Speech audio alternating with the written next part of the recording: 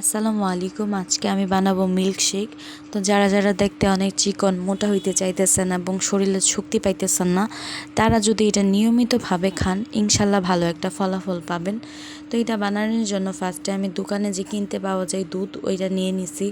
তারপরে কয়েক পিস তরমুজ, 2টা খেজুর, 2টা কলা নিয়ে নিছি। আপনারা চাইলে আরও ফল ব্যবহার করতে পারেন, যেমন ড্রাগন ফল, তারপরে আঙ্গুর, আপনারা চাইলে বাদাম ব্যবহার করতে পারেন, কিশমিশ, চিয়া সিড, মধু ব্যবহার করতে পারেন মিষ্টি বাড়ানোর জন্য।